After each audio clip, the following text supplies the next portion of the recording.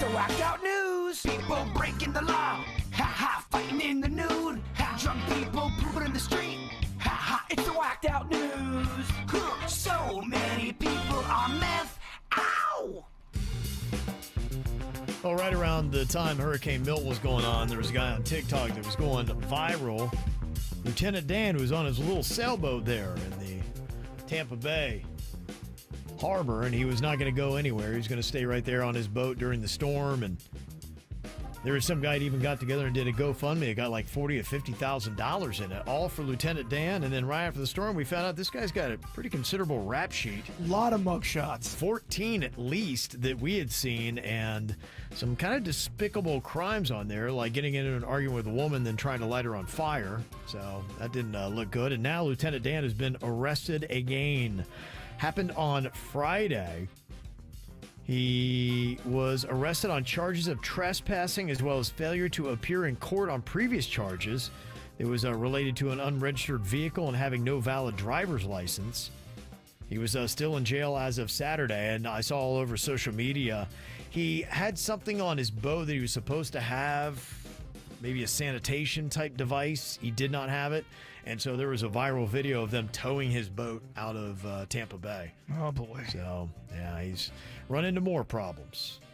Well, there's been a rise in flesh-eating bacteria cases in Florida after Hurricane Milton. That's not fun. This year, there have been a total of 74 cases compared to 46 in 2023. So we're doubling this? I think it was like triple since what we had before Hurricane Milton and afterwards. You get that standing water. A lot of times it's got flesh-eating bacteria in it. Of those, there have been 13 deaths already this year from it, compared with 11 last year. So we're having a banner year for flesh-eating bacteria. That's a lot of fun to add with everything else we got going on here. Flesh-eating bacteria? What the heck, man? Did you see this gnarly video on social media that come from SeaWorld in San Antonio? No, what happened? You know how they have that splash zone where if you're sitting there, you know, you're going to have a killer whale. It's going to splash and you're going to get water all over you. Well, I don't know if they worked in tandem, but or if it's just one killer whale that did this, but you can see through the tank because it's the plexiglass, and you see a whale that is right by the edge, and it releases a big brown black cloud out of the back of it. And you know, when a killer whale goes number 2, I mean, it's pretty pronounced. And so it's just kind of floating there, this big globule in the water. And then you can see the whale, and he jumps up and goes kaboosh and hits, and all the brown water goes flying right out of the tank, right on the first 4 or 5 rows at SeaWorld. I'm watching the video now. It's pretty unreal, isn't it? Pretty gnarly. Might make you rethink sitting in the splash zone again. What is in that water? The whale, you want to be in a tank? Like I said, I don't know if it's deliberate or not. I hear those things are pretty smart. It's a pretty great prank if it's not. Well, Anthony Thomas T.J. Hoover II was admitted to the Baptist Health Richmond Hospital on October 2021 following a drug overdose and was later pronounced dead. His sister Donna said that she notified medical staff that the 36-year-old was a registered organ donor. So they were doing what's called the honor walk, where they're wheeling him to the operating room to take out his organs. And they look down at him, and he opens his eyes. Oh, hell no. We were talking about the whole thing about waking up during a surgery. Imagine waking up and they're taking out your last organ because you're not really dead. Oh, my gosh. Apparently, there are a few conditions that make it appear like you're dead. I guess your heart rate gets super low and your breathing gets shallow. Is that how some people get buried alive? And they go, wait, we got a live one in here.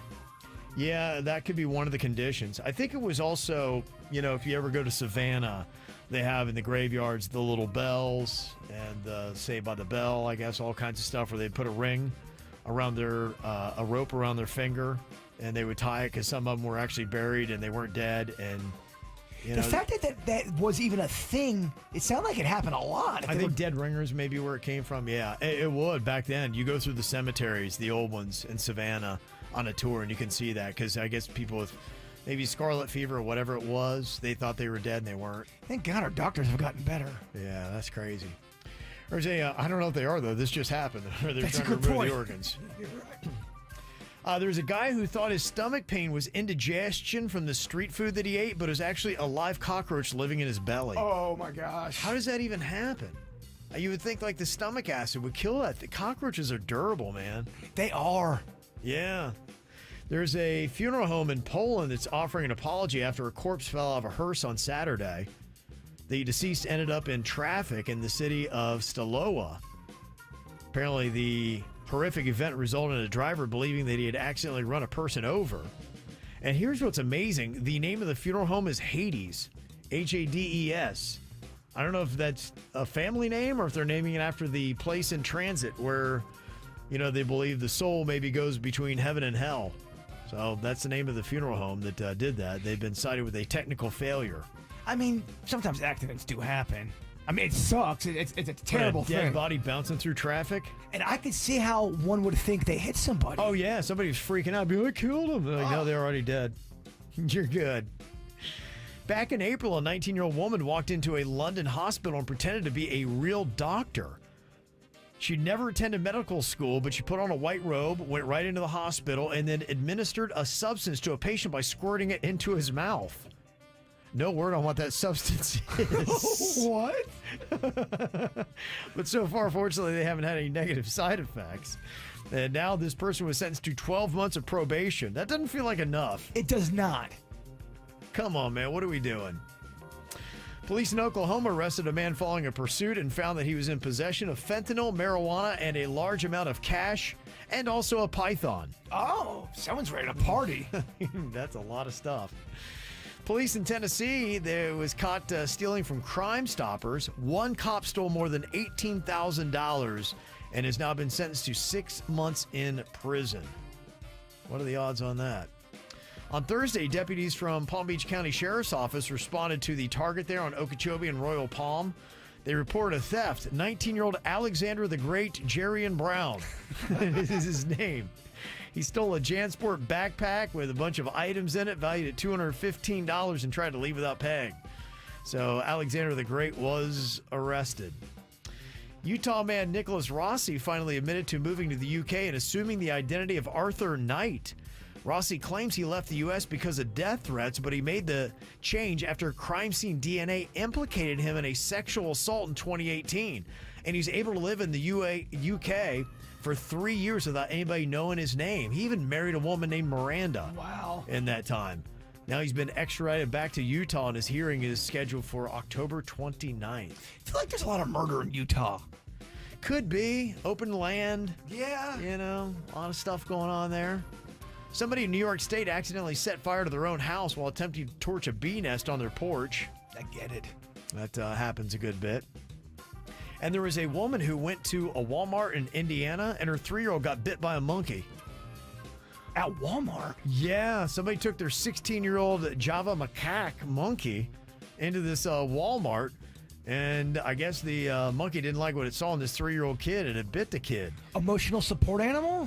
That's what she had tried to say, but when she showed the paperwork, it was actually for a dog.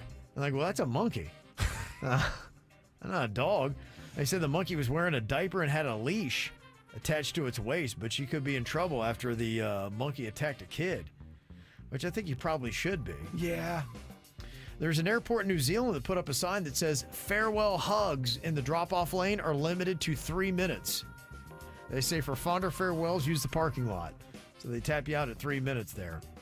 And there was a Canadian man that broke, an interesting world record for walking the most dogs simultaneously. He set the Guinness record at 38. Are you impressed by this? The rules for his official attempt were simple. The walker must remain the same throughout the walk, as must the dogs. Additional dogs cannot be added after the walk has begun. The walk must be at least 1 kilometre or 0.6 miles long. And the dogs must remain on their leads throughout the attempt. And they've done it! Mitchell completed the walk with 38 dogs, all still on their leads. And they've done it, House. Well, okay, we need 39 dogs here on Wednesday. 39 dogs for World Record Wednesday coming up. Mitchell Rudy now is in the record books. Congratulations. This is how we do. It's the KBJ Show.